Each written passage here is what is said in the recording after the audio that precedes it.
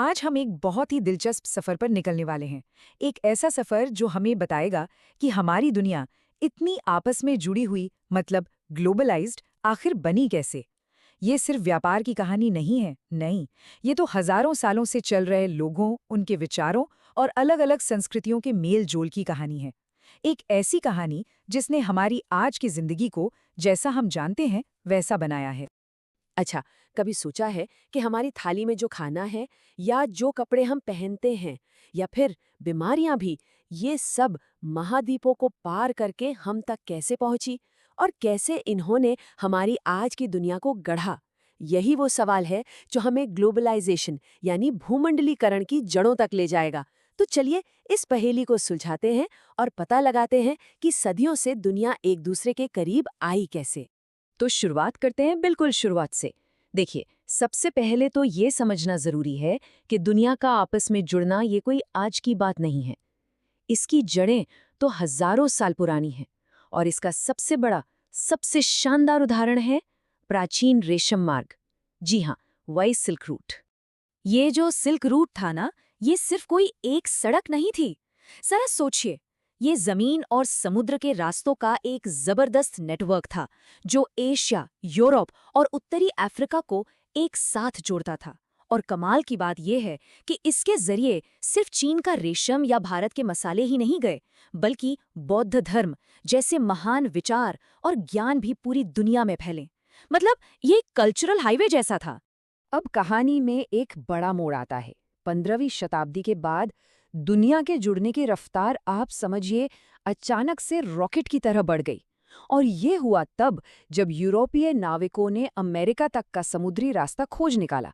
इस एक खोज ने सच में दुनिया को हमेशा के लिए बदल दिया और इसके नतीजे अच्छे भी हुए और बहुत बुरे भी। अमेरिका की खोज के बाद तो खाने पीने की चीजों का एक ऐसा आदान प्रदान हुआ कि पूछे मत। आलू, मक्का, टमाटर, ये सब फसलें यूरोप और एशिया पहुंची और देखते ही देखते वहां के खानपान का एक जरूरी हिस्सा बन गई। सोचिए, बिना आलू के समोसे या बिना टमाटर के कोई सब्जी। लेकिन इस निर्भरता का एक बहुत ही खतरनाक पहलू भी सामने आया। जैसे 1840 के दशक में जब आयरलैंड में आलू की फसल एक बीमारी की वजह से खराब हो गई, तो लाखों लोग भूखमरी के शिकार हो गए। एक फसल पर इतनी निर्भरता कितनी जानलेवा हो सकती है, ये उसका एक भयानक उदाहरण था। और पता है, यूरोपीय विजेताओं का सबसे घातक हथियार क्या था? उनकी तोपें या तलवारें नहीं, बल्कि चेचक जैसे कीटाणु, एक अदृश्य दुश्मन। हुआ ये कि अमेरिका के जो मूल निवासी थे, उनके शरीर में इन बीमारियों से लड़ने की शक्ति ही नहीं थी, क्योंकि वो हजारों सालों से बाकी दुनिया से कटे हुए थे। और नतीजा ये हुआ कि इन कीटाणुओं ने वहां की एक बहुत बड़ी आबादी को ही खत्म कर दिया और इसी वजह से यूरोपीय लोगों की जीत बहुत बहुत आसान हो गई। चलिए अब कहानी में और तेजी लाते हैं और पहुंचते हैं 19वीं सदी में। ये वो दौर था जब दुनिया में बदलाव की रफ्तार बहुत बहुत तेज हो गई। आर्थिक, सामाजिक और खासकर तकनीकी बदलाव, इन सब ने मिलकर पहली बार एक सच्ची ग्लोबल इकोनॉमी यानी वैश्विक अर्थव्यवस्था को जन्म दिया। अब ये जो नई ग्लोबल इकोनॉमी थी, इसे अर्थशास्त्री 3 तरह के फ्लोज या प्रवाहों में देखते हैं। इसे समझना बहुत आसान है। पहला था व्यापार का फ्लो, मतलब चीजों का, जैसे गेहूं और कपास का एक देश से दूसरे देश जाना। दूसरा था श्रम का फ्लो, यानी लोगों का काम की तलाश में एक जगह से दूसरी जगह जाना। और तीसरा पूंजी का फ्लो, मतलब पैसों का लंबी लंबी दूरियों तक निवेश होना। और ये तीनों ही फ्लो एक दूसरे से बहुत गहराई से जुड़े हुए थे। इस दौर में टेक्नोलॉजी ने तो जैसे कमाल ही कर दिया। रेलवे, भाप के जहाज, इन्होंने दुनिया को सचमुच छोटा बना दिया। एक मिसाल लेते हैं, रेफ्रिजरेशन टेक्नोलॉजी। इससे लैस जहाज़ों ने तो व्यापार का पूरा तरीका ही बदल डाला। सोचिए, अब अमेरिका से यूरोप तक जिंदा जानवर नहीं भेजे जाते थे, बल्कि सिर्फ उनका मांस भेजा जाता था। इससे हुआ क्या? एक तो खर्चा बहुत कम हो गया और दूसरा यूरोप के आम लोगों के लिए भी अब मांस खरीदना मुमकिन हो गया। एक टेक्नोलॉजी ने लाखों लोगों की जिंदगी बदल दी। लेकिन इस चमक-दमक वाली कहानी का एक बहुत ही काला पहलू भी है, उपनिवेशवाद। व्यापार की आड़ में यूरोपीय ताकतों ने अपने आर्थिक फायदे के लिए अफ्रीका जैसे पूरे के पूरे महाद्वीपों को आपस में ऐसे बांट लिया जैसे वो कोई केक हो। उन्होंने वहां के संसाधनों का बेइंतहा शोषण किया और वहां की अपनी अर्थव्यवस्थाओं को पूरी तरह से बर्बाद कर दिया। और उपनिवेशवाद के इसी भयानक दौर में एक नई व्यवस्था शुरू हुई, जिसे गिरमिटिया मजदूरी या इंडेंचर्ड लेबर कहा जाता है। चलिए जरा समझते हैं कि ये आखिर थी क्या। तो देखिए, इस सिस्टम में भारत और चीन से लाखों मजदूरों को एक कॉन्ट्रैक्ट पर, एक अनुबंध पर कैरेबियन द्वीपों, मॉरिशस और फीजी जैसी जगहों पर भेजा गया। क्यों? बागानों और खदानों में काम करने के लिए। लेकिन उनके काम करने के जो हालात थे वो इतने ज्यादा कठोर, इतने अमानवीय थे कि कई लोग इसे गुलामी की एक नई प्रणाली कहने लगे।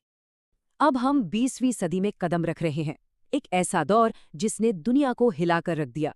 दो विश्व युद्ध और एक इतनी भयंकर आर्थिक महामंदी, इसने वैश्विक अर्थव्यवस्था को पूरी तरह से झकझोर कर रख दिया। पहला विश्व युद्ध, ये कोई मामूली जंग नहीं थी। ये पहला आधुनिक इंडस्ट्रियल युद्ध था। इसमें मशीन गनों, टैंकों, हवाई जहाज़ों का इतने बड़े पैमाने पर इस्तेमाल हुआ कि सब हैरान रह गए।